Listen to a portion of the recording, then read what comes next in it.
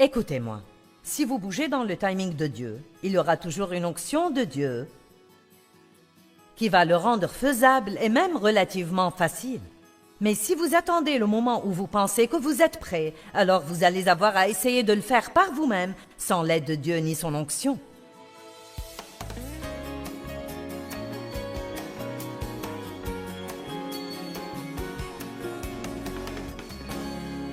Un de mes buts est de nous aider, chacun de nous, à arriver au stade où nous avons l'esprit tourné selon Dieu, où nous avons vraiment la révélation que Christ vit à l'intérieur de nous, que nous sommes la maison de Dieu. À chaque fois que nous entendons ça, nous devrions dire « Je suis la maison de Dieu ». Colossiens 1, 27 dit « La glorieuse richesse de ce mystère, c'est Christ en nous, l'espérance de la gloire. » Je crois que Jésus est venu vivre en nous parce que nous n'avons aucune chance d'espérer vivre la vie qu'il veut que nous vivions si sa présence n'est pas en nous en permanence pour nous fortifier, nous enseigner, nous donner la sagesse, nous donner la force de faire ce qu'il nous demande de faire. Amen. Donc je vous demande juste de dire que nous allons faire un peu de ménage à la maison.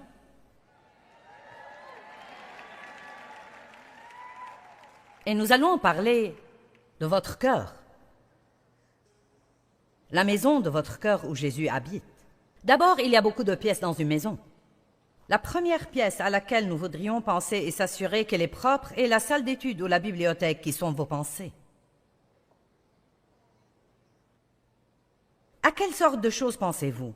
Et si vos pensées étaient soudainement réalisées en un film où tout le monde pourrait voir ce qu'il y a là-dedans?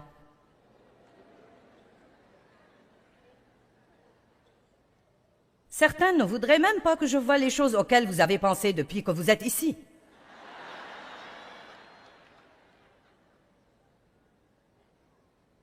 Eh bien, je me demande combien elle a payé pour la bague qu'elle porte. Espèce de petit curieux, quelqu'un me l'a offerte.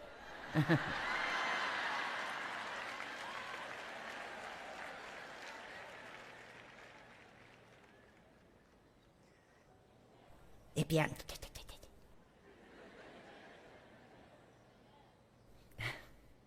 Qu'est-ce qui se passe dans votre tête?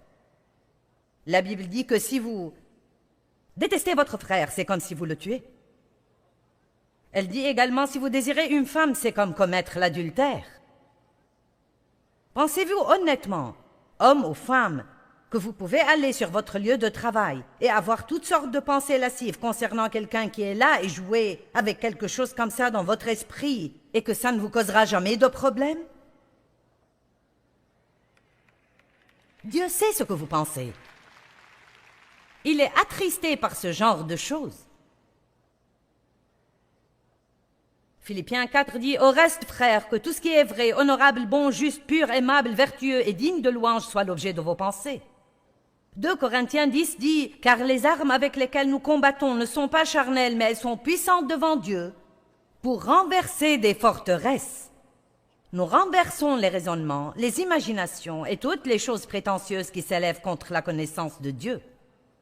À chaque fois que nous entendons ça, nous devrions dire « Travaillons à penser aux choses auxquelles Dieu voudrait que nous pensions. » Quand vous vous surprenez à penser à quelque chose qui n'est pas de Dieu, et le Saint-Esprit vous en convaincra si vous lui en faites la demande, dites vite « Oh Dieu, je suis désolé. » Parfois, une pensée peut traverser notre tête et nous pensons « Mon Dieu, suis-je au moins sauvé ?» Mais le diable est capable d'interférer dans nos pensées. Ce ne sont pas vos pensées jusqu'à ce que vous les preniez et les méditiez. M'avez-vous entendu? L'ennemi peut mettre une mauvaise pensée dans votre esprit. Vos pensées sont un champ de bataille. Mais elles ne deviennent pas vos pensées tant que vous ne les méditez pas et ne les tournez encore et encore en vous. Et plus vous pensez à quelque chose, plus il fait partie de vous. Qu'en est-il de la salle à manger de la maison? Où sont votre appétit et tous vos désirs? Pouvons-nous changer cette salle pour Dieu? Dieu, je sais qu'il peut y avoir beaucoup de choses que je désire, mais je veux juste être clair aujourd'hui sur le fait que je ne veux que ce que tu veux. Donc si je veux quelque chose que tu ne veux pas, ne me le donne pas. Nous parlions ce matin, moi et l'une des filles avec qui je voyage, et elle a dit ils étaient un peu plus calmes à Atlanta que dans le dernier endroit où nous étions. Je dis, c'est à cause de ce que j'enseigne. C'est un message où tu grognes d'abord et tu cries plus tard.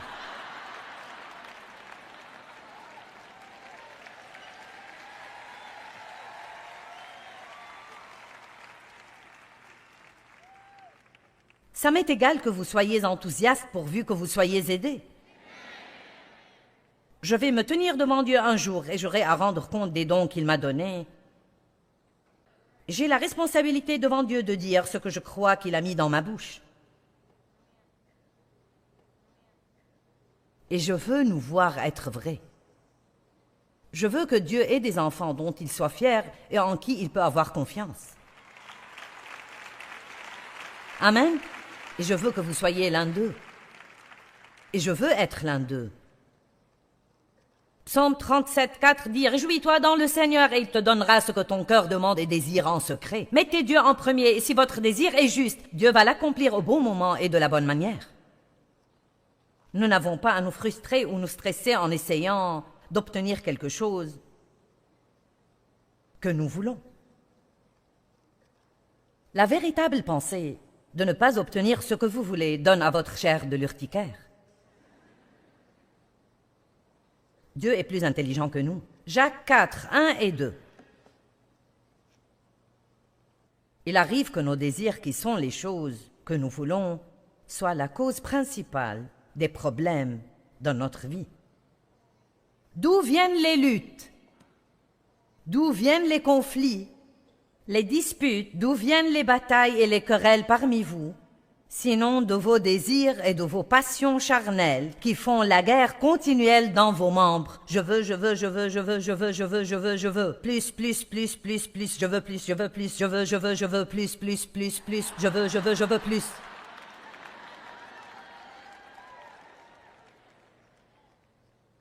Vous êtes jaloux et vous convoitez ce que les autres ont. Et vous ne possédez pas, donc vous devenez meurtrier. Parce que haïr, c'est être meurtrier chaque fois que votre cœur est concerné. Et vous savez, peu importe, disons que vous êtes célibataire et que vous avez été seul plus longtemps que vous ne voulez l'être. Et vous avez eu à assister au mariage de 5 de vos amis les 2 dernières années. Et pour dire vrai, tout au fond, à l'intérieur, vous avez un petit ressentiment là et une petite jalousie et une petite attitude. Bien, vous feriez mieux de faire attention.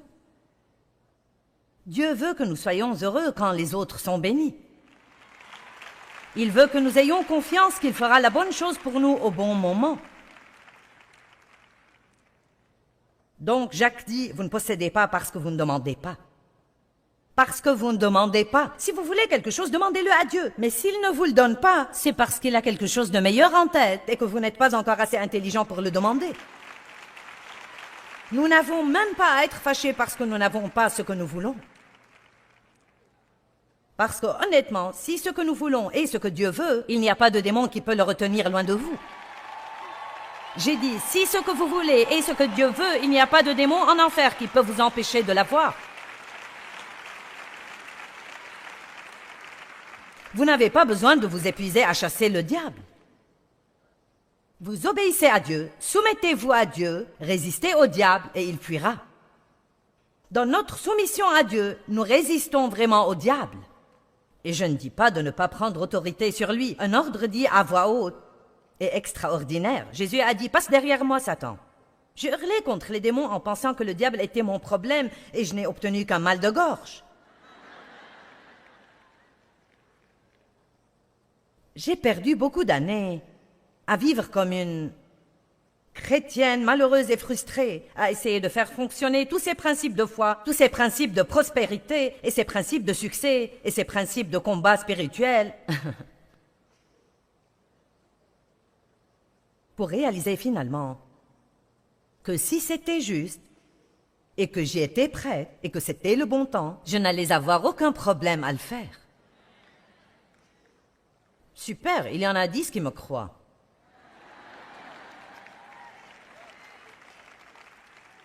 Je suis tellement encouragée que vous receviez beaucoup. Qu'en est-il du salon ou la salle de la famille dans votre vie? Là où nous rencontrons les gens et avons des amis. Qui sont vos amis?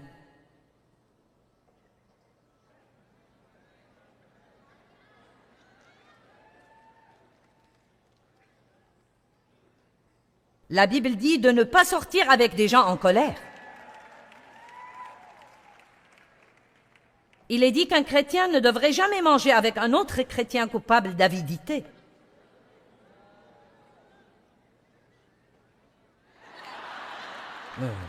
Vous pensez, eh bien alors, je ne vais pas avoir d'amis. Et c'est triste, mais ça s'approche pas mal de la vérité. C'est pourquoi nous avons besoin de grandir. De quoi parlez-vous à la table avec les amis? Et quand vous vous asseyez dans le salon de votre vie avec des amis? Est-ce une conversation que Dieu peut enregistrer dans son livre de souvenirs et qui le fait sourire? Ou est-ce que ça attriste le Saint-Esprit?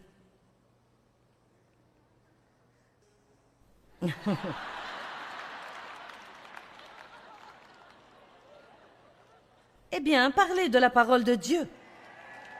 Parlez des grandes choses que Dieu a faites pour vous. Je vous dis quelque chose d'amusant. Mettez ensemble un groupe de gens et soyez créatifs sur les moyens d'aider les autres. Commencez un club d'honneur discret.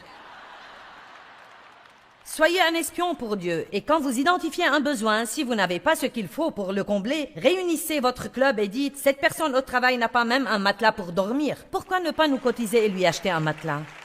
Je vais vous dire, vous allez être tellement heureux, vous n'allez pas le supporter. Arrêtez de prier Dieu de faire pour les gens des choses que vous pourriez faire, mais juste vous ne voulez pas dépenser d'argent. Arrêtez de prier Dieu de faire des choses pour les gens que vous pourriez faire facilement, mais vous ne voulez pas dépenser d'argent ou le temps ou l'effort. Oh Dieu, je te prie d'encourager Sœur Brown. Eh bien, décroche le téléphone.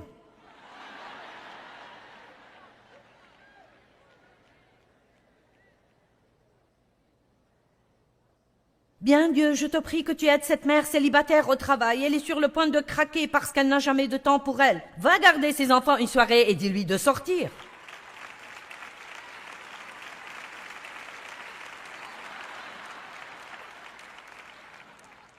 Ou alors, garde tes feuilles et ne porte pas de fruits.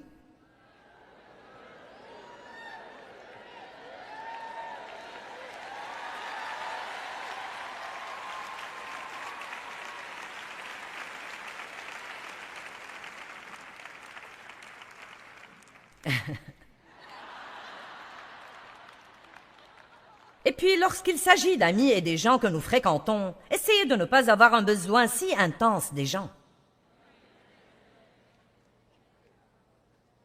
Ne vous laissez pas entraîner. Aimez tout le monde.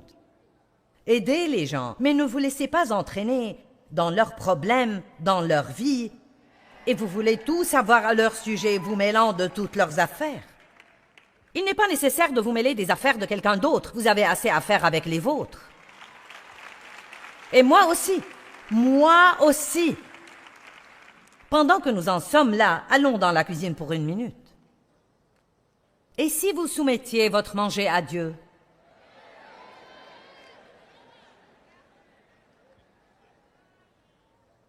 Ne me faites pas descendre d'ici et vous attraper. Eh bien, Dieu ne s'intéresse pas à ce genre de choses.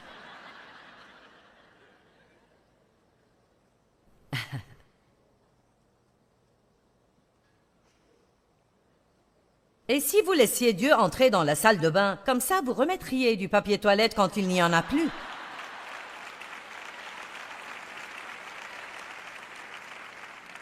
J'ai raconté une petite histoire dans une autre réunion sur comment je suis allée aux toilettes chez mon esthéticienne et j'ai fini le papier toilette et j'ai eu l'impression que Dieu voulait que je prenne le temps d'en trouver d'autres dans un tiroir quelque part. Et donc je cherche dans les tiroirs et je remets un rouleau, je l'ai pris et je l'ai posé sur le dessus du truc. Et j'ai pensé, pas besoin de le fixer, la prochaine personne peut le faire. Et il a dit, mets-le dans le distributeur. Vous devez penser que je suis lunatique, mais ça m'est égal. Laissez Dieu entrer dans tous les domaines de votre vie. S'il vous dit de remplacer le rouleau de papier toilette, vous le remplacez. S'il vous dit de remettre le chariot de supermarché à sa place, vous le faites. Si nous ne sommes pas prêts à obéir à Dieu pour de petites choses, nous n'allons pas lui obéir pour de grandes choses. Vous allez acheter une paire de chaussures et vous découvrez qu'ils vous en ont donné 2 paires au lieu d'une. Ne rentrez pas à la maison en disant « Loué soit le Seigneur, il m'a béni ». Vous n'allez pas leur voler des chaussures. Je ne vais pas perdre mon temps et mon essence à aller leur rapporter. Ils n'auraient pas dû me les donner de toute façon. Montez dans la voiture, dépensez votre argent et faites tout ce que vous devez faire pour être une personne intègre.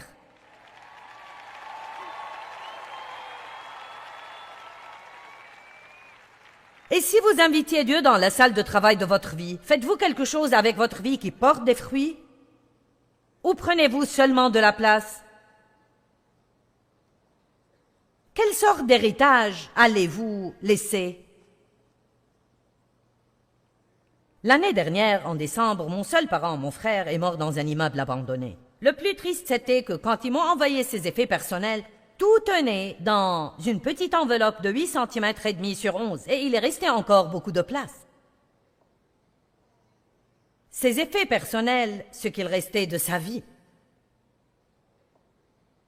Quel triste gaspillage. Il a eu des opportunités,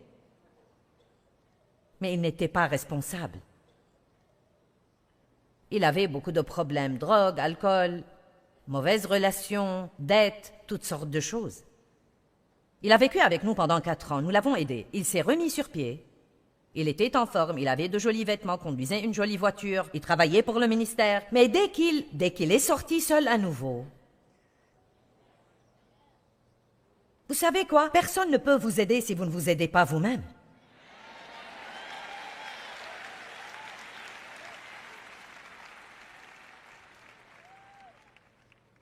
Vous devez apprendre à faire ce qui est juste quand personne ne regarde, parce que Dieu regarde toujours. Dieu était dans la salle de bain avec moi et dans ce supermarché avec moi. Il savait qu'ils ont coincé avec les chaussures un porte-monnaie que je n'avais pas payé. Et il m'a incité à le ramener et le vendeur était stupéfait. Les gens devraient être stupéfaits par nous. C'est un bon moment pour porter une croix autour du cou. Est-ce que je touche quelqu'un aujourd'hui? Nous sommes la maison de Dieu. N'attristez pas le Saint-Esprit en passant toute la semaine au travail à faire des commérages sur vos collègues et en allant à l'église avec votre rictus à l'arrière de la voiture.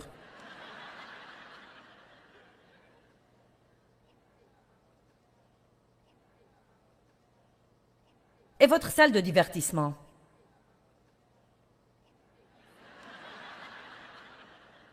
Avez-vous laissé Dieu voir vos films?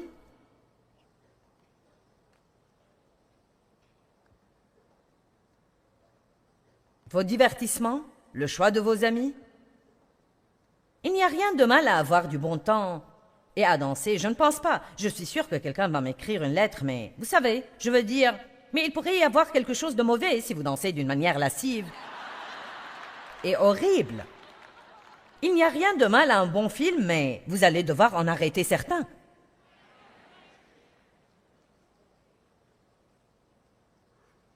Il n'y a rien de mal à jouer à des jeux, mais je ne pense pas que quelqu'un ait besoin de parier et perdre tout son salaire à cause de mauvaises habitudes de quelque sorte. Souvent dans le passé, parce que les chrétiens ne pouvaient pas se contrôler, ils ont fait des lois contre tout. Et puis, ce qui finit par arriver, c'est que plus personne ne veut devenir un chrétien parce qu'il pense qu'on ne peut rien faire. Vous avez seulement à choisir ce que vous pouvez faire et ce que vous ne pouvez pas faire. Et nous devons glorifier Dieu dans nos divertissements, dans nos habitudes alimentaires, dans nos habitudes de dépenses, et avec qui nous sortons, nous devons l'inviter dans toutes les pièces de notre vie. Qu'en est-il de votre chambre à coucher?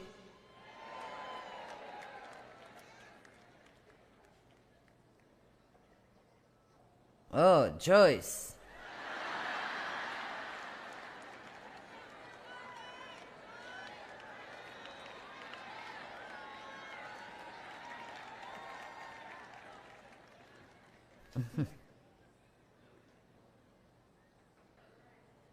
Qu'en est-il de votre vie sexuelle?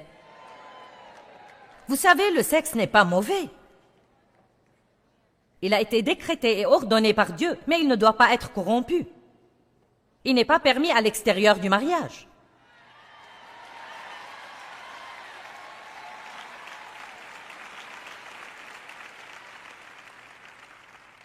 Maintenant, s'il vous plaît, n'éteignez pas votre télévision.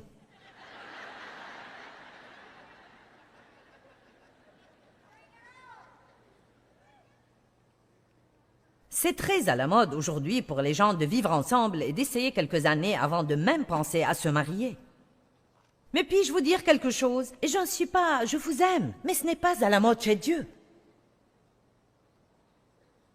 Et ce n'est pas bon pour vous. Si le Saint-Esprit est attristé, nous le sommes. Amen. Et il y a beaucoup de gens qui se disent chrétiens et qui ont des comportements comme cela. Écoutez, nous sommes dans le monde, mais pas du monde. Nous ne sommes pas meilleurs que le monde, nous n'avons pas à agir comme si nous étions plus saints que les autres.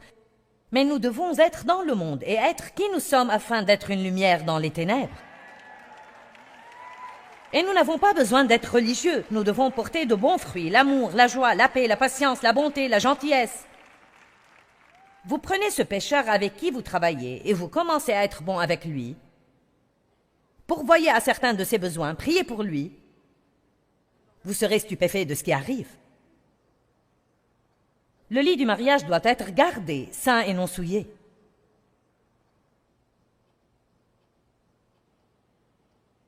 La pornographie n'aurait pas mis Jésus à l'aise.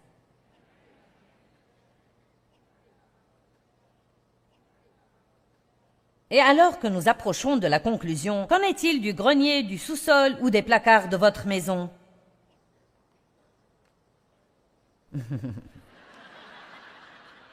Nous devrions passer dans le garage. Parce que c'est habituellement l'endroit où nous cachons toutes les vieilles choses qui restent de notre ancienne vie. Les choses que nous gardons, même si nous ne pensons pas vraiment qu'elles vont encore servir, mais nous voulons les garder juste au cas où.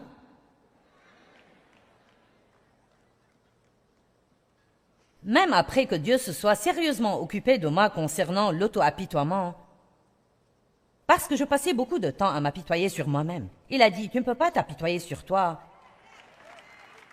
et être puissante. Je ne peux pas être puissante ici et pleurer chez moi parce que Dave regarde un match de football.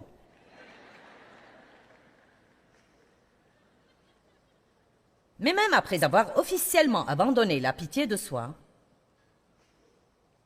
je l'ai mis quelque part au fond d'un placard de ma vie, juste au cas où j'aurais voulu avoir encore une partie d'apitoiement.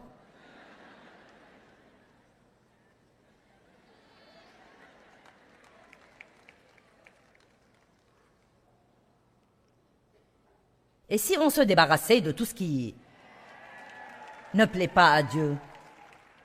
Que gardez-vous qui doit partir? Faisons un ménage approfondi. Laissez-moi dire ceci, avant que quiconque entreprenne un immense remue-ménage. Vous ne pouvez rien faire de tout ça sans Dieu. Donc avant tout, vous devez rentrer chez vous et dire, Dieu, me voici, un sacrifice vivant. Je te donne ma vie, je m'offre à toi complètement. Prends toutes mes facultés, tout ce que je suis, chaque pièce de ma vie, je t'ouvre la porte en grand Dieu et je peux vous dire que beaucoup d'entre vous n'ont pas idée de ce que vous dites ou ce que ça implique. Ça va être très douloureux, je peux vous le dire. Bon, je ne prends pas part à ça. Alors allez-y et soyez malheureux, c'est l'autre option. Je n'avais pas idée de ce que j'étais en train de dire à Dieu quand j'ai commencé à faire des prières comme celle-là. Et oh là là, je vous dis, Dieu a commencé à mettre ses doigts sur des choses dans ma vie qui faisaient « Oh non Dieu, pas ça, pas ça, pas ça! Oh Dieu, tout sauf ça, tout sauf ça! Oh Dieu, ne me fais pas faire ça! » Il est temps de nettoyer la maison, messieurs, dames. Vous avez un invité divin qui vit et demeure en vous en permanence. Vous êtes la maison de Dieu. 1 Corinthiens chapitre 6 verset 19 dit que nous sommes le temple de Dieu, ce qui veut dire que nous sommes le foyer ou la maison de Dieu.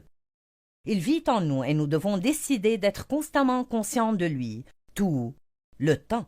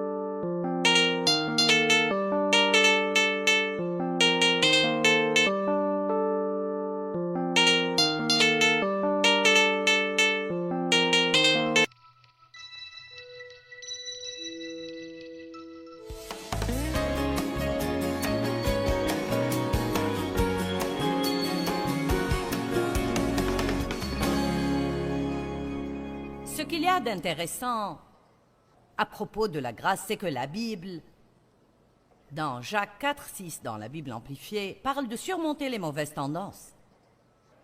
Il dit « Dieu nous donnera grâce sur grâce pour surmonter cette mauvaise tendance et toutes les autres entièrement. » La mauvaise tendance dont il parle, c'est de ne pas donner la priorité à Dieu et d'être un ami du monde, d'être fidèle au monde, mais infidèle à Dieu, de ne pas passer du temps avec Dieu, de ne pas lui donner assez d'importance dans notre vie. Il dit que Dieu est un Dieu jaloux. Et si vous êtes un ami du monde, cela fait de vous un ennemi de Dieu. Vous devez décider où vous voulez être. Il dit, mais Dieu nous donnera grâce sur grâce, pour surmonter cette mauvaise tendance et toutes les autres entièrement. Bon, mettons que j'ai un problème et que j'ai évidemment besoin de l'aide de Dieu. Je dois alors me brancher.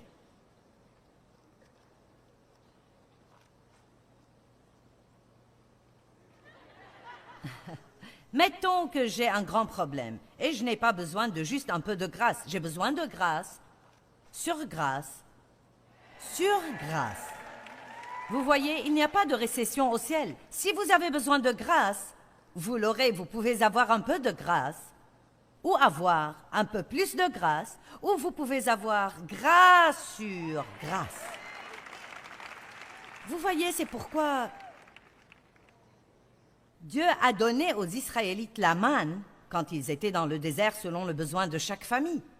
Et la Bible dit que certains ont reçu plus et les autres ont reçu moins, selon le nombre de personnes et la quantité dont ils avaient besoin. Donc, il se peut que vous ayez un problème plus grand que celui de toutes les personnes que vous connaissez, mais cela ne fait vraiment pas de différence, car Dieu est le grand égalisateur. S'ils n'ont pas un grand problème, alors ils auront un peu de grâce. Si vous avez un grand problème, vous aurez tout un tas de grâce. Et ce que vous ferez ne sera donc pas plus difficile pour vous que ce qu'ils feront, bien que votre problème soit plus grand que le leur, car vous recevrez plus de grâce qu'eux. Devinez ce que cela signifie. Arrêtez de vous apitoyer sur vous-même. Oh, je me suis devancé, c'est pour plus tard dans le message. Êtes-vous débranché? Maintenant, il y a des gens qui se branchent sur la puissance de Dieu. Ils l'apprennent, c'est comme, oui, par la grâce, par la foi. Si je veux rester, si je veux que ma vie reluise, si je veux que la puissance rayonne dans ma vie, je dois rester branché. Vous avez donc le processus qui fonctionne dans votre vie, et pourtant, quelque chose arrive, vous faites sauter un fusible. Je pourrais vous apprendre beaucoup de choses sur comment faire sauter des fusibles dans votre vie, mais je vais focaliser sur 3. J'en ai déjà mentionné une. La rancune, la colère irrésolue, un esprit sans amour. Ces choses vous feront sauter un fusible spirituel. En d'autres termes, vous pouvez faire les choses en croyant que vous les faites comme il faut. Mais s'il y a des foutaises dans votre vie, ça va vous entraver spirituellement et ça va arrêter votre exaucement. N'oubliez pas, vous avez prié. Dieu dit que vous l'aurez. Il y a une promesse. Vous l'aurez. Que tout le monde dise « je l'aurai ». Mais il ne nous dit pas quand nous l'aurons. C'est donc pour nous une affaire de temps. Qui sont dans cette affaire de temps en ce moment? Vous êtes quelque part dans cette affaire de temps. Nous sommes tous dans cette affaire de temps pour quelque chose, tous sans exception. Si ce n'est pas une chose, c'est une autre. Et pas seulement ça, devinez quoi? Vous y serez tant que vous vivrez. Car quand vous aurez ce que vous attendez maintenant, il y aura quelque chose d'autre que vous voudrez avoir. Vous allez prier pour ça. Dieu va vous le promettre. Et il va falloir attendre. Et c'est dans ces moments d'attente qu'il faut veiller à ne pas faire sauter des fusibles. Maintenant, une des choses qui nous font sauter des fusibles et à court-circuiter et à renoncer à la puissance de Dieu dans notre vie, c'est les plaintes.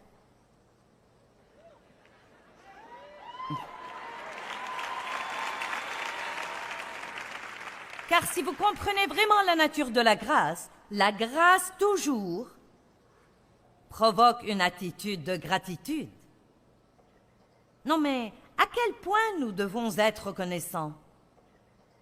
Pas une seule personne régénérée ne devrait jamais se plaindre de quoi que ce soit, car vous êtes quelqu'un qui n'ira pas en enfer.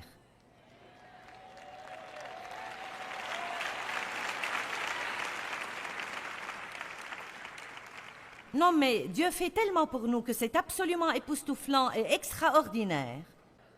Et pourtant, nous trouvons quelque chose pour nous plaindre, et se plaindre est péché. Je ne crois pas que ce soit une erreur. Je ne crois pas que ce soit une petite faiblesse ou notre nature humaine. Mais je crois que c'est un péché, et je crois que nous devons avoir une peur révérentielle des plaintes, car je vous dis qu'elles court-circuitent la puissance de Dieu. Qui comprend où j'en suis en ce moment? Cela court-circuite la puissance de Dieu quand nous commençons à trouver une ou deux petites choses dans notre vie que nous n'aimons pas, ou 3 ou 4 ou 5 ou 10 ou autant que vous croyez. Quel que soit le nombre de choses que vous n'aimez pas, si vous comptez vos bénédictions, vous trouverez qu'elles l'emportent de loin sur tout ce que vous croyez être mauvais dans votre vie.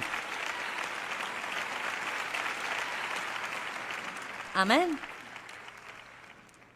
Les gens viennent à une réunion comme celle-ci et nous recevons des lettres, des gens qui se plaignent de l'éclairage. Eh bien, vous voulez me voir à la télé? En ce cas, ce ne sera pas très bon si vous regardez mon programme télé de me voir assise dans le noir. Des gens se plaignent. Vous savez, non mais pas tout le monde, mais certains. Et croyez-moi, c'est vraiment, vraiment lassant. Non mais laissez-moi tranquille. Dites-moi ce que vous avez aimé. La musique était trop forte. Eh bien, les jeunes aiment beaucoup la musique forte. Et... Vous savez, ce qu'il y a, c'est que les gens qui n'aiment pas la musique forte ont été sauvés il y a 40 ans et ils ne font rien de toute façon. Nous avons donc décidé de nous occuper des jeunes.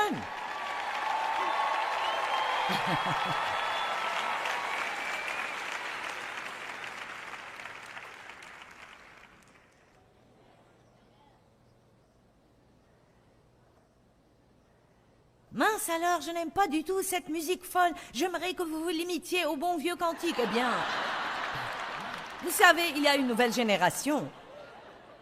Et il faut les amener à l'église. Et nous ne pouvons pas les obliger à être comme nous. Nous devons aller les chercher. Et ils aiment des choses que nous n'aimons pas. Amen. Croyez-moi, la machine à fumer me tape sur les nerfs. Je n'ai jamais pu digérer la machine à fumer. Mais on me dit que nous en avons besoin pour l'atmosphère. Je leur dis, elle ne crée pas une atmosphère, elle m'empêche de voir. Mais les jeunes aiment ça. Je ne sais pas pourquoi, mais nous l'avons cherché pour vous. Ce n'est pas pour moi, c'est pour vous. Et vous savez, si nous arrivons à nous oublier pendant un petit moment et que nous commençons à penser aux besoins des autres, nous saurons qu'il faudra faire donc quelques trucs et nous causer un petit malaise pour que les autres soient à l'aise. Ouh, j'ai pensé à lancer ça. Mais ce n'est pas tout le monde. C'est les gens qui ont fait sauter un fusible. Ils ont absolument fait sauter un fusible. Ne vous plaignez pas. Ne recevez pas la grâce de Dieu pour vous plaindre. J'ai reçu la grâce de Dieu pour être dans ce ministère. Maintenant, combien ce serait stupide si je m'en plaignais? Et j'ai fait ça des fois et Dieu a dû me corriger. Je me suis surprise à me plaindre, car où que j'aille, les gens me reconnaissent.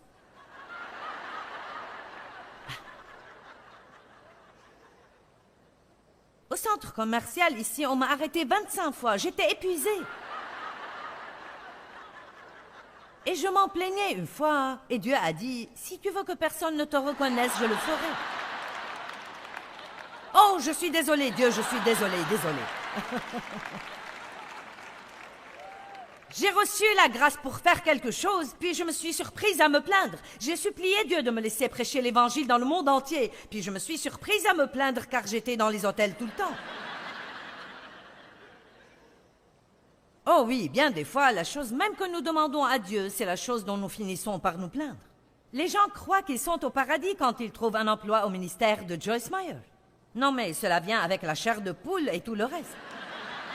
Puis ils découvrent qu'ils ne vont probablement jamais me voir, car je me déplace tout le temps.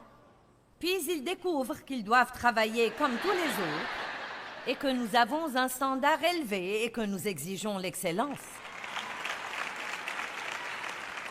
Et peu de temps après, le travail même qu'ils ont cru que Dieu a fait un miracle exceptionnel quand ils l'ont trouvé,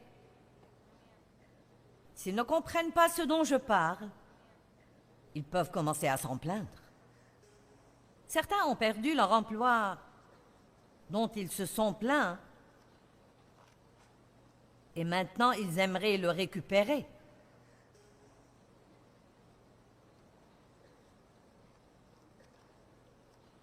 Cet homme que tu as épousé, ma chère, et dont tu te plains tout le temps, il y a une femme solitaire ici qui t'en débarrasserait.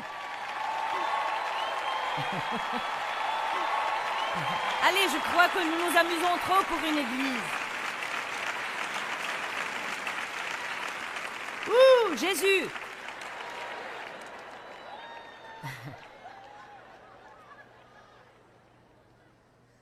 Allons à Philippiens 2, 14.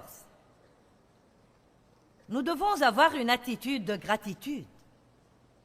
Qui ne supporte pas quand il fait tout son possible pour subvenir aux besoins de ses enfants et ils ne font que trouver quelque chose pour se plaindre? Eh bien, Dieu a le même sentiment. C'est un grand défi de terminer une journée sans se plaindre. Philippiens 2, 14, voyons-le. Faites toutes choses sans murmure, ni critique, ni plainte contre Dieu, ni réticence, ni doute parmi vous. Vous me dites, eh bien, je ne me plains pas de Dieu, je me plains tout simplement de ma vie. N'est-ce pas vous qui avez dit, Dieu, je crois que c'est toi qui commandes. Que ta volonté soit faite, Seigneur. Mes destinées sont dans ta main, je te fais confiance. Mais je n'aime certainement pas ça. Faites toutes choses. Faites votre vaisselle sans murmure. Allez à l'épicerie sans murmure. Nettoyez votre maison sans murmure. Faites la vidange sans murmure. Tondez votre pelouse sans murmure. Conduisez dans le trafic sans murmure. Payez vos factures sans murmure. Ouh, Jésus! Sortez du parking ce soir sans murmure.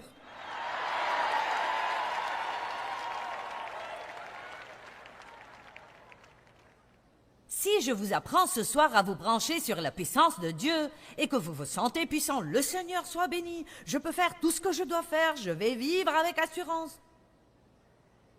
Puis vous vous fâchez contre quelqu'un en essayant de faire sortir votre voiture avant lui. Et maintenant vous avez un esprit sans amour et vous avez de la rancune. Et maintenant vous vous plaignez de tout. Assistez de nouveau à la réunion, vous ne l'avez pas comprise la première fois. Je ne suis pas ici pour vous divertir, je veux changer vos vies. Amen. Paul était toujours reconnaissant pour la grâce de Dieu dans sa vie. La grâce est une chose merveilleuse. Philippiens 4,6 dit « Ne vous inquiétez de rien, mais en toute chose, par la prière et la supplication et des actions de grâce, continuez à faire connaître vos demandes à Dieu. » Les actions de grâce irriguent la graine que vous avez dans le sol pour les futures récoltes. Pourquoi Dieu devrait-il nous donner plus si nous ne sommes pas reconnaissants? Comment augmenter votre puissance? Soyez reconnaissants. Daniel chapitre 6 dit que Daniel, 3 fois par jour, se mettait à genoux et rendait grâce à Dieu. 3 fois par jour. Matin, midi et soir, il se mettait à genoux. Il arrêtait ce qu'il faisait, se mettait à genoux et rendait grâce à Dieu. Vous devez régler un réveil, régler l'alarme sur votre téléphone, et quand ça sonne, arrêtez tout, mettez-vous à genoux et rendez grâce à Dieu. Peut-être que ça deviendra comme un antidote contre les plaintes. Il vous rappellera à quel point Dieu est bon avec vous. Entrez dans ses portes avec des actions de grâce, dans ses parvis avec des louanges, soyez reconnaissants et dites-le. La deuxième chose qui amène les croyants à faire sauter un fusible, c'est l'apitoiement sur soi.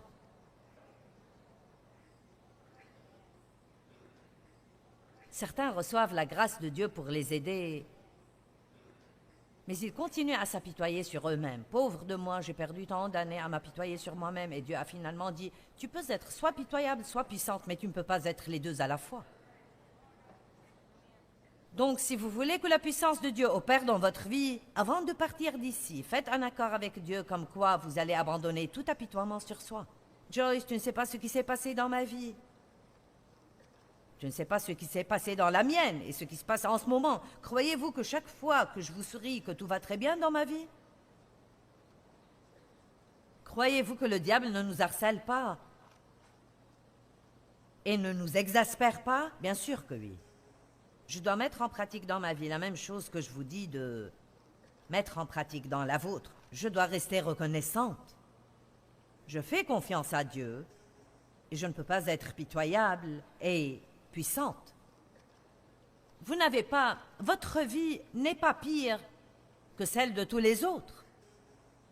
Il y a quelqu'un ici qui a un problème plus grave que le vôtre, quelqu'un qui a souffert plus que vous, quelqu'un qui a été maltraité plus que vous. Oh oui, tout le monde a des choses qui lui arrivent. Ayez la puissance de Dieu pour vous aider à surmonter votre situation, mais ne soyez pas pitoyable, car c'est de l'idolâtrie. Vous dites, je n'adore pas une idole. Quand vous êtes rempli d'apitoiement sur vous-même, tout devient axé sur votre moi. Et moi alors, et moi alors. Vous ne voyez aucune des bénédictions de Dieu, mais tout ce qui ne va pas dans votre vie. Vous devez faire très attention à ce genre de truc, car Satan essaye de nous entraîner là-dedans. Je me suis apitoyée sur moi-même pendant des années parce que mon père avait abusé sexuellement de moi. Vous regardez ce soir une femme qui, dans son enfance, entre l'âge de 13 à 18 ans, a été violée au moins 200 fois par son père. Ne me dites pas que c'est insurmontable. Si quelqu'un est en Christ, il est une nouvelle créature. Les vieilles choses sont passées et toutes choses sont devenues nouvelles. J'ai dû échanger mon apitoiement et Dieu a dit « Je te donnerai la puissance ». Vous voulez la puissance ou la pitié? Renouvelez votre pensée. Faites sortir vos pensées de la gouttière. Pensez à ce qui peut arriver dans votre vie et non à ce qui s'est passé dans votre vie. Si nous étions censés regarder en arrière, nous aurions eu des yeux à l'arrière de nos têtes, mais nous ne les avons pas. Tout droit. Amen? Nous avons 2 oreilles et une bouche, alors nous devons écouter plus que parler. Ouh, nous nous amusons tellement. Qui reconnaît que nous pouvons court-circuiter la puissance de Dieu en nous repliant sur nous-mêmes et en s'apitoyant sur soi? Et la dernière chose que je vais mentionner est qu'un autre moyen de court-circuiter la puissance de Dieu, c'est de voler la gloire de Dieu, de nous attribuer le mérite de Dieu. Étudiez la grâce, restez branchés sur la puissance de Dieu. Tout est éclairé, c'est merveilleux, de grandes choses se produisent dans votre vie. Dieu vous utilise, il vous bénit financièrement, vous êtes promu au travail et tout d'un coup, vous vous en attribuez le mérite. Vous allez faire sauter un fusible en faisant ça. Allez à Daniel 4. Veillez à attribuer à Dieu tout le mérite. Il faut encore voir ce que Dieu peut faire par un homme ou une femme qui lui donne toute la gloire. Nous ne l'avons pas encore vu. Malheureusement, bien trop de gens, Dieu les utilise puissamment. Ensuite, qu'est-ce qui leur arrive? Ils commencent à croire que c'est eux. Ils commencent à croire qu'ils peuvent traiter les gens comme ils veulent les traiter. Ils commencent à croire qu'ils peuvent faire ce qu'ils veulent faire. Et ils font sauter un fusible. Daniel 4.1, Nebuchadnezzar, le roi, à tous les peuples, aux nations, aux hommes de toute langue qui habitent sur terre, que votre paix soit multipliée. Il m'a semblé bon de faire connaître les signes et les prodiges que le Dieu très haut a opérés à mon égard. Remarquez que Dieu se voit attribuer le mérite. Que ses signes sont grands, que ses prodiges sont puissants. Son royaume est un royaume éternel et sa domination est de génération en génération. Moi, Nebuchadnezzar, j'étais en paix dans ma maison et florissant dans mon palais. J'adore ça. Fixez les yeux sur Dieu, c'est lui qui fait ça. Les bonnes choses que vous voyez se produire dans ma vie, c'est de Dieu. Ce sont ses miracles, ce sont ses signes, ce sont ses prodiges. Fixez les yeux sur Dieu. Et tant qu'il était comme ça, il était en paix et il continuait à prospérer. Je ne sais pas ce qui est arrivé, mais 30 versets après,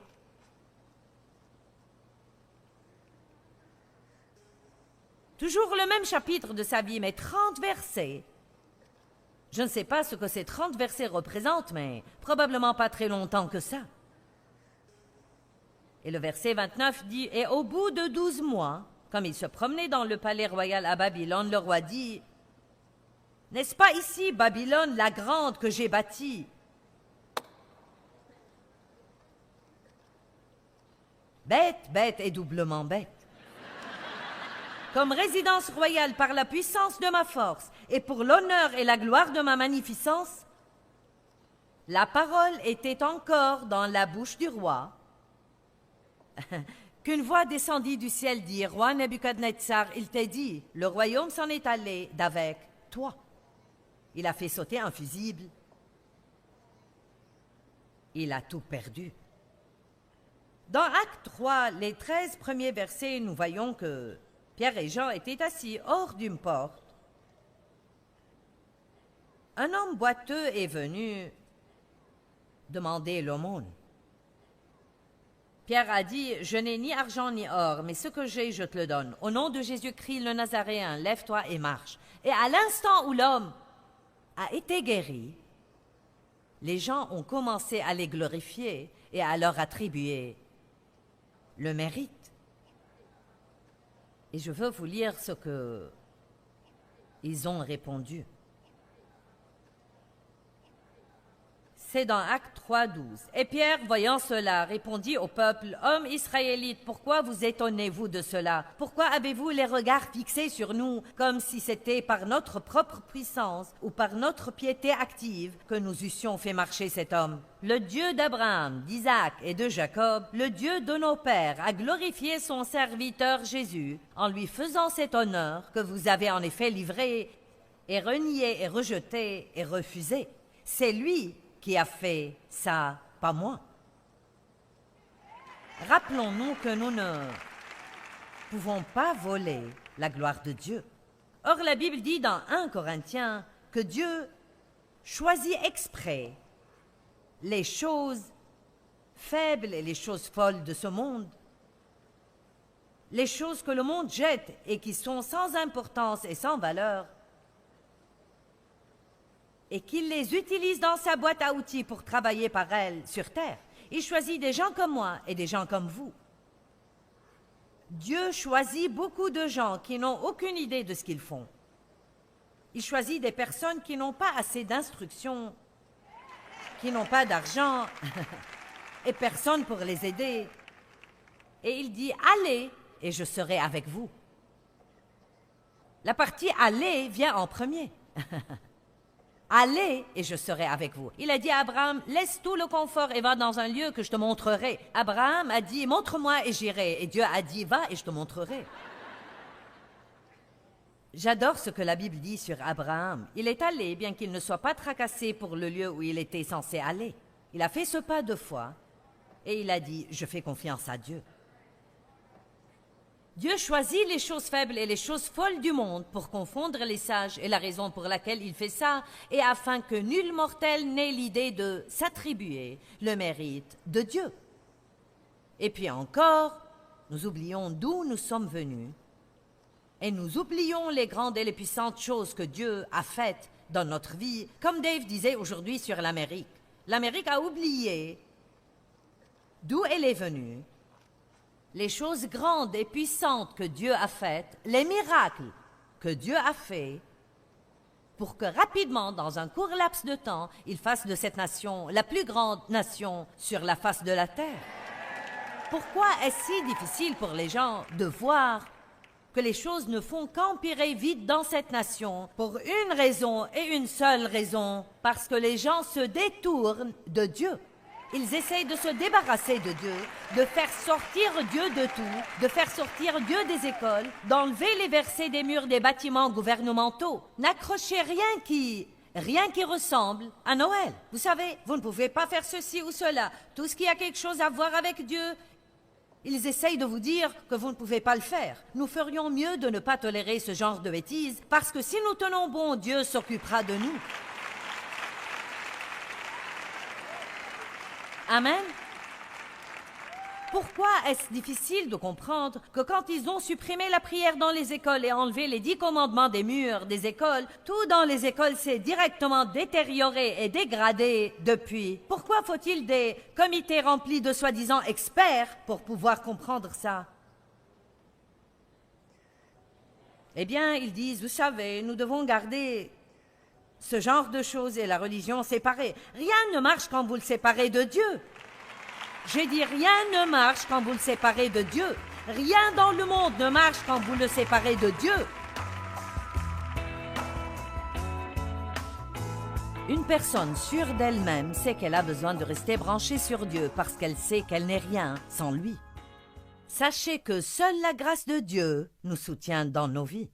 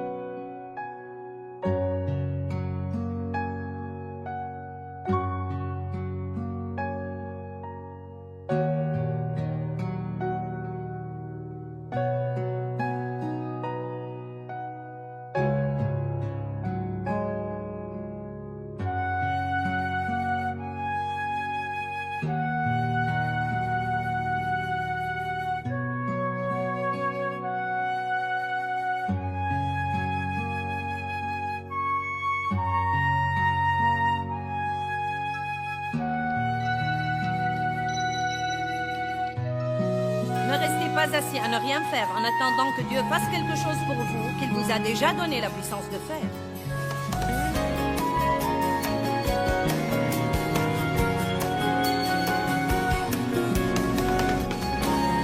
Je vais aujourd'hui vous parler de la puissance et de l'autorité, car vous avez les deux.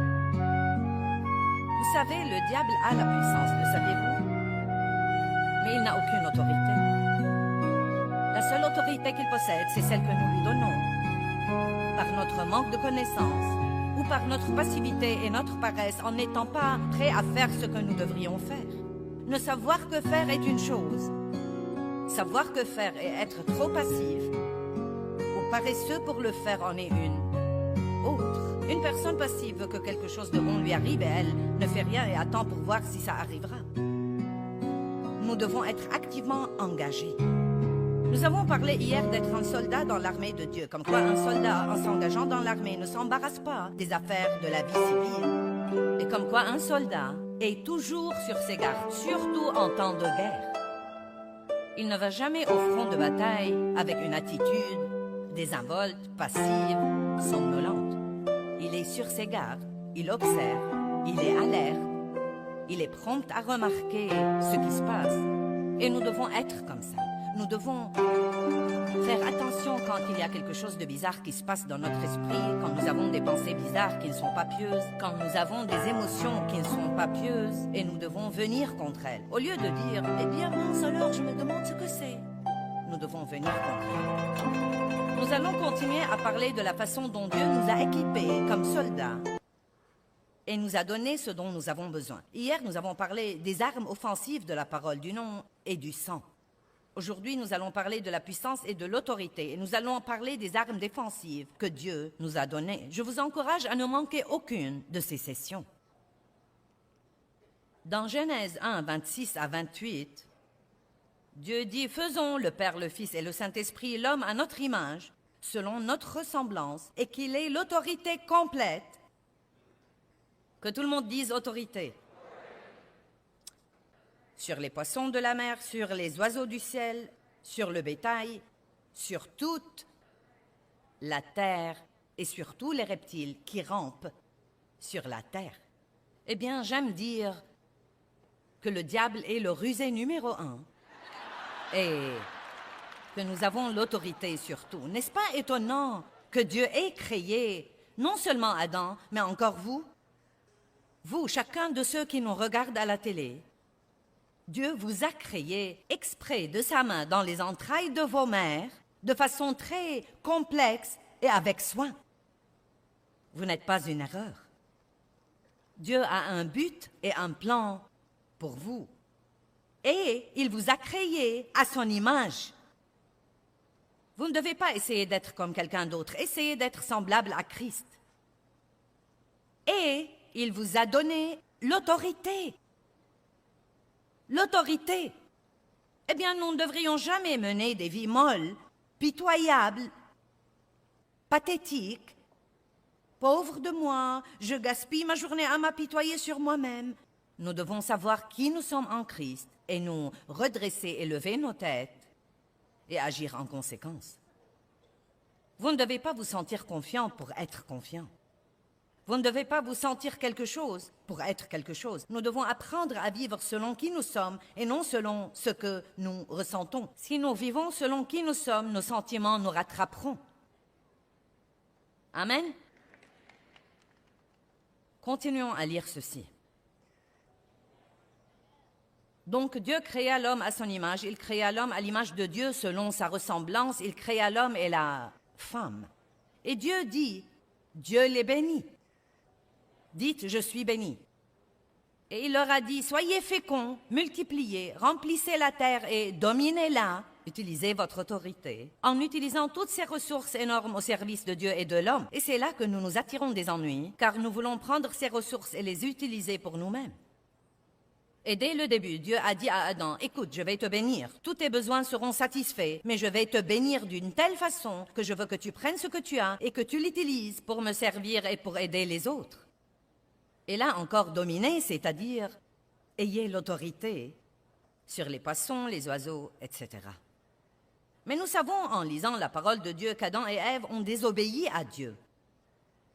Ils n'ont pas protégé l'autorité que Dieu leur avait donnée. Ils n'ont pas vécu sur leur garde. Ils avaient une attitude désinvolte. Ce qui est arrivé dans le jardin n'était pas que la faute d'Ève. Ne l'accusez pas de tout ça. Adam était l'homme, il était responsable. Il n'aurait pas dû manger le fruit qu'elle lui avait offert. Il aurait dû dire, « Femme, quel est ton problème? » Finissons-en donc du truc d'Ève. Adam et Ève ont pris l'autorité que Dieu leur avait donnée et ils l'ont donnée au diable. Mais heureusement, Jésus est venu la reprendre et il nous la rend à nous. Jetons un coup d'œil rapide à Luc 4,6 pour vous montrer l'attitude du diable. Et il lui dit, le diable parlait à Jésus quand il a été tenté dans le désert. « Je te donnerai tout ce pouvoir, toute cette autorité. » L'abruti, Jésus avait déjà tout le pouvoir et toute l'autorité. « Je te donnerai tout ce pouvoir, toute cette autorité et toute leur gloire, leur splendeur, leur excellence, leur prééminence, leur dignité et leur beauté, car elle m'a été donnée et je la donne à qui je veux. » Eh bien, qui la lui a donnée? Adam et Ève. Ils ont pris ce que Dieu leur avait donné. Ils ne l'ont pas protégé, ne l'ont pas gardé. Je me demande combien de choses Dieu nous a données et nous ne les protégeons pas et nous ne les gardons pas. Pensez-y un instant. Vous avez la justice de Dieu en Christ si vous êtes un chrétien régénéré. Vous avez comme un don la condition juste devant Dieu. Mais quand l'ennemi vient avec la culpabilité et la honte et le blâme et la condamnation, est-ce que vous gardez cette justice? Ou vous croyez les mensonges du diable? Quand Satan vient avec la condamnation, la première chose que nous devons dire, c'est « Je suis la justice de Dieu en Christ. Va-t'en d'ici. Je n'écouterai pas tes mensonges. » Mais que faisons-nous? Très souvent, nous vivons selon nos sentiments.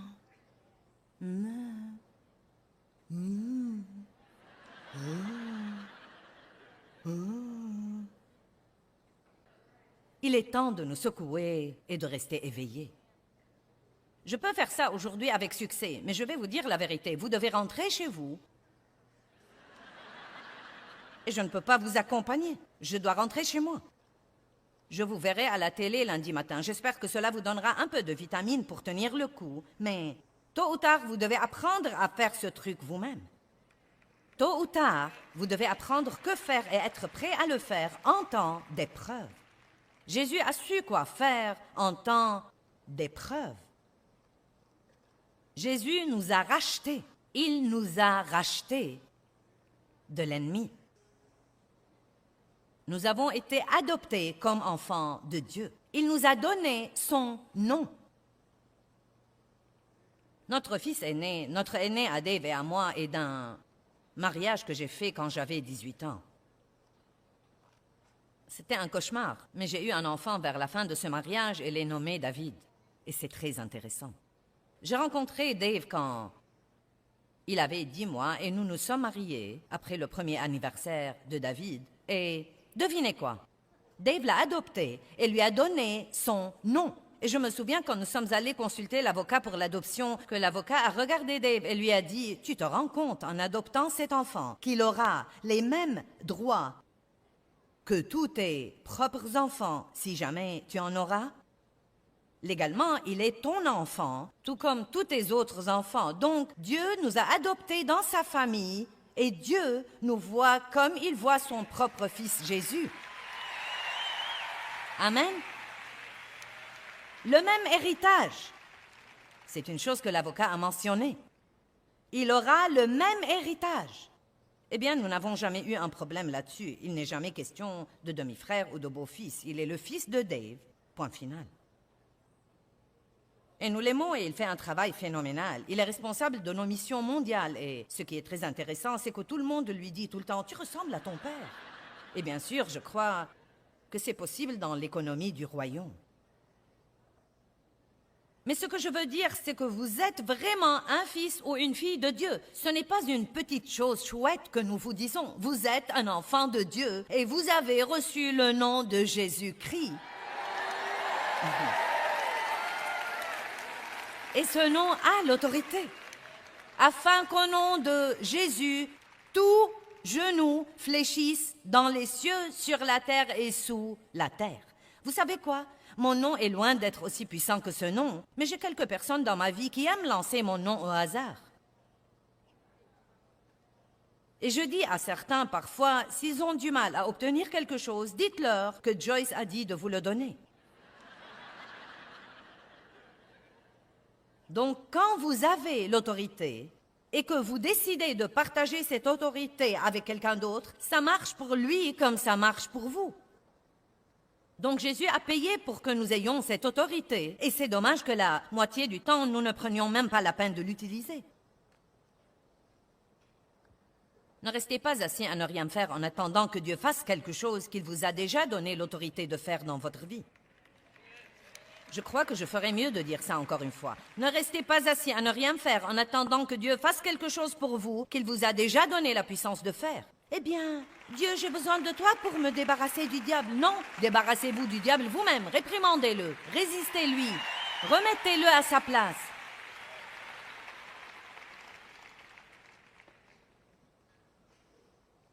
Regardons Romains 5, 17, un verset merveilleux. Car si, par la faute, défaillance et offense, d'un seul, la mort a régné par lui seul, il parle d'Adam. À plus forte raison, ceux qui reçoivent l'abondance de la grâce imméritée de Dieu et du don de la justice, qui les met dans une condition juste, devant lui, régneront-ils comme des rois dans la vie par un seul Jésus-Christ, le Messie. Il dit donc, si nous avons tous reçu la condamnation par un seul homme, et que nous avons tous l'occasion de recevoir la justice par un seul homme, Jésus-Christ, si nous savons qui nous sommes en lui et que nous connaissons cette justice, nous pouvons régner, gouverner comme des rois dans la vie. Mais j'ai mentionné quelque chose hier que je veux mentionner encore une fois. David, le jeune berger David, avait très peu de chances d'être roi. En fait, quand le prophète est venu oindre un nouveau roi, il a été envoyé par Dieu pour oindre un nouveau roi de la famille de Jessé. Il a passé en revue tous les frères et personne n'a pensé à David. Peut-être que vous êtes celui qu'on ne prend pas en considération et qu'on oublie, mais Dieu vous prendra en considération. Dans l'économie de Dieu, le dernier sera premier et Dieu utilise les choses faibles et les choses folles du monde pour confondre les sages. Dans l'économie de Dieu, vous ne devez même pas avoir beaucoup d'atouts dans le naturel. Vous n'avez besoin que de l'onction de Dieu sur votre vie. Il vous donne la possibilité de faire tout ce que vous devez faire. Je regardais Israël mener l'adoration ce matin et j'ai dit à Dave, il est si détendu et si loin et je connais son milieu. Je sais d'où il est issu. D'un milieu vraiment dur, d'une situation dure. Israël, monte ici vite, je vais te faire raconter ça. Je vais la voir dans mon émission de télé.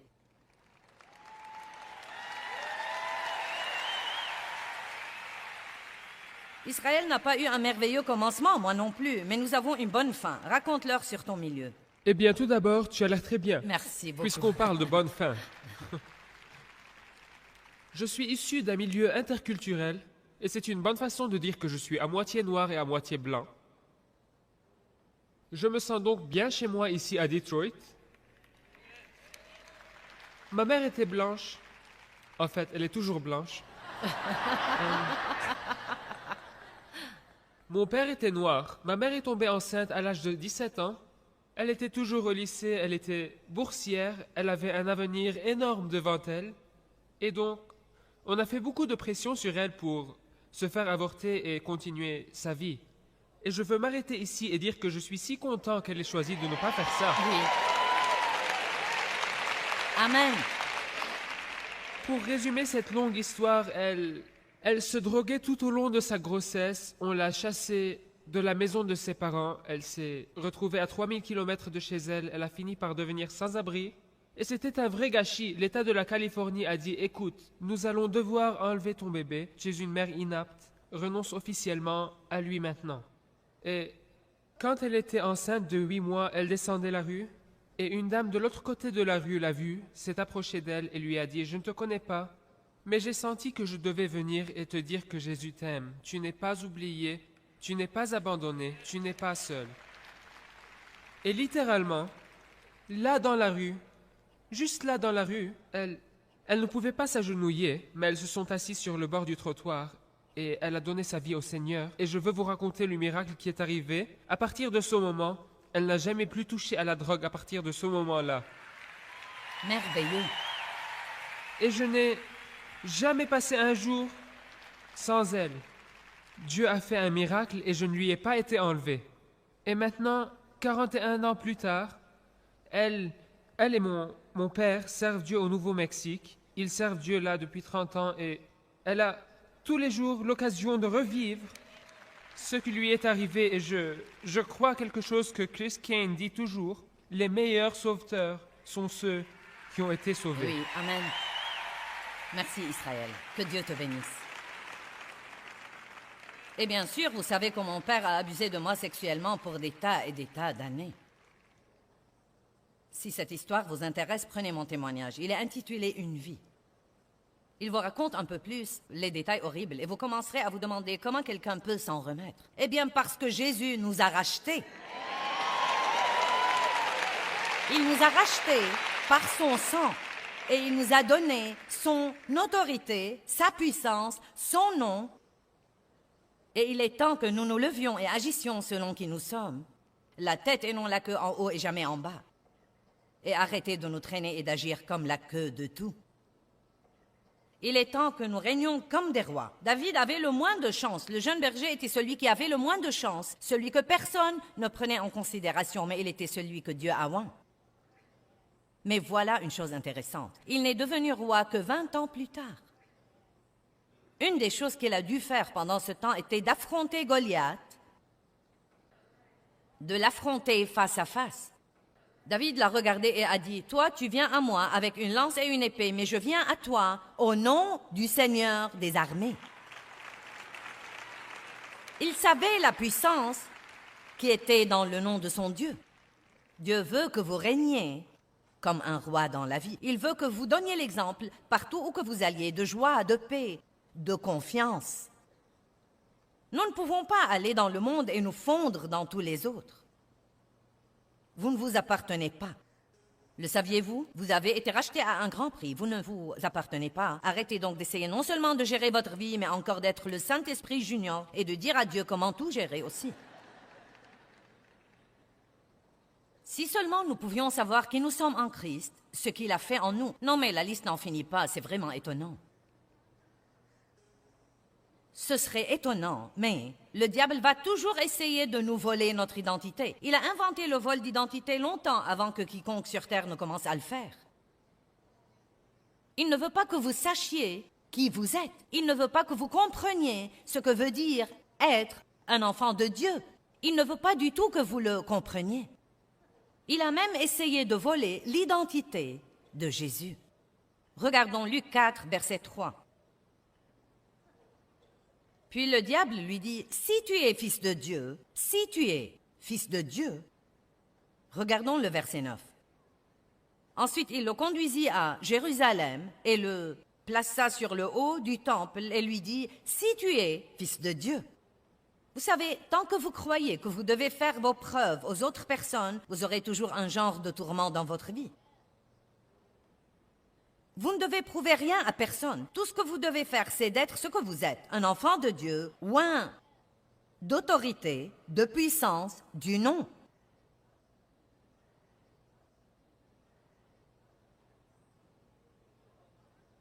Ne vivez pas en essayant d'impressionner les autres. Vivez vos vies libres. Vous avez la puissance et l'autorité. Dites, j'ai la puissance et l'autorité. En fait, je vais vous apprendre aujourd'hui que vous êtes un super-héros.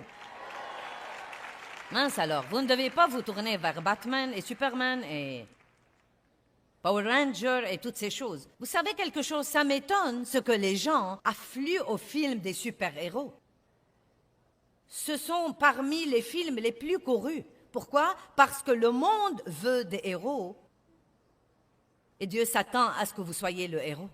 Le saviez-vous? Dieu s'attend à ce que vous soyez le héros de vos enfants. Il s'attend à ce que vous soyez le héros dans votre voisinage. Il s'attend à ce que vous soyez le héros dans votre lieu de travail. Dieu s'attend à ce que vous soyez un super-héros. Je vais vous lire quelque chose qui est parvenu à notre bureau il y a plusieurs années. Une mère nous a écrit et a dit ceci. Je n'invente pas ceci, le voici. Ma sœur gardait mon fils âgé de 4 ans. Pendant que lui, Noé, jouait avec son fils et sa fille, ils ont décidé de jouer au super-héros. Ma nièce a crié « Je suis Superwoman ». Mon neveu a crié « Je suis Superman ». Mais mon fils, Noé, a pris une position, a brandi son épée imaginaire et a crié « Je suis Joyce Meyer ».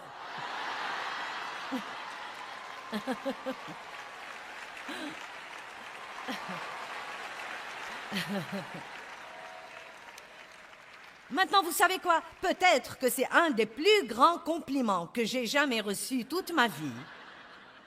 Qu'un enfant de 4 ans me voit comme un super-héros qu'il aime beaucoup et qu'il veut imiter. Allez, je vous parle aujourd'hui.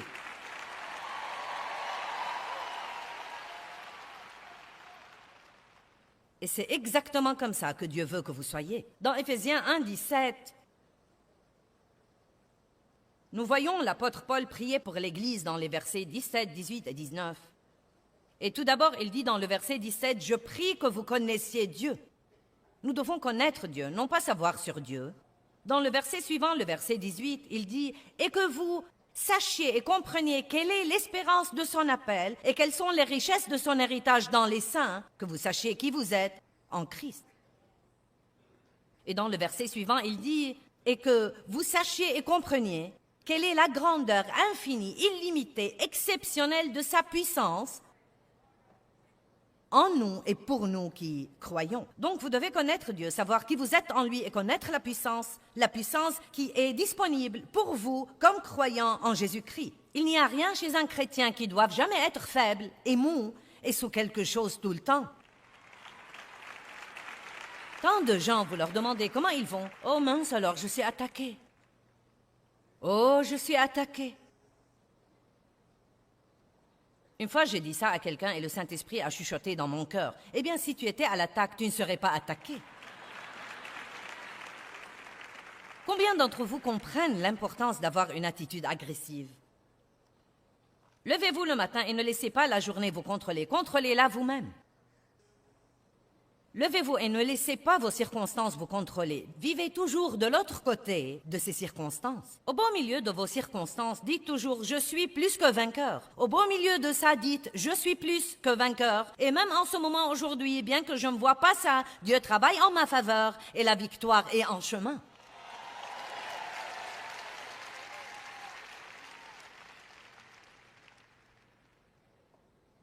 Vous devriez être un super-héros spirituel. J'aime ça. Le monde a désespérément besoin de bons exemples. Mon mari a été un héros pour moi. J'ai observé sa paix, j'ai observé sa joie, et plus que toute autre chose, j'ai observé sa stabilité. Le seul fait d'être stable amène les gens à vous admirer et à vouloir ce que vous avez, parce que nous n'avons pas beaucoup de stabilité dans le monde aujourd'hui. Nous avons ces hauts et bas un peu partout, et tout est dysfonctionnel et bizarre au maximum. Mais Jésus est le même hier, aujourd'hui et éternellement, et il veut que nous ayons la stabilité dans nos vies. Romains 8, 31. Si Dieu est pour nous, qui peut être contre nous? Si Dieu est de notre côté, qui craindrons-nous? Qui peut être notre adversaire si Dieu est de notre côté? Qui croit que Dieu est avec lui et qu'il est de son côté? Bon, à ce moment-là, vous savez quoi? Quoi qu'il arrive dans votre vie, vous pouvez lever vos têtes et dire « Je ne sais pas ce que fait Dieu, mais je sais vraiment que Dieu s'occupera de moi. » Et vous devez verbaliser votre foi en Dieu. « Dieu, je te fais confiance, je te crois. » Ne parlez pas de vos soucis et à quel point tout est terrible. Parlez de ce que fait Dieu. Parlons de ce que fait Dieu beaucoup plus que nous ne parlons de ce que fait le diable. Pouvons-nous faire ça? Eh bien, comme croyants en Jésus-Christ, nous avons l'autorité du nom de Jésus la parole de Dieu et le sang de Jésus-Christ. Ce sont des armes que nous pouvons utiliser dans notre guerre spirituelle. Nous avons la grâce, nous sommes cohéritiers avec Christ, nous sommes pardonnés, nous sommes rachetés, nous sommes justifiés, sanctifiés, loin, et nous devons apprendre à vivre comme des super-héros et marcher dans la vérité de la parole de Dieu dans nos vies de tous les jours et ne pas laisser l'ennemi remporter la victoire.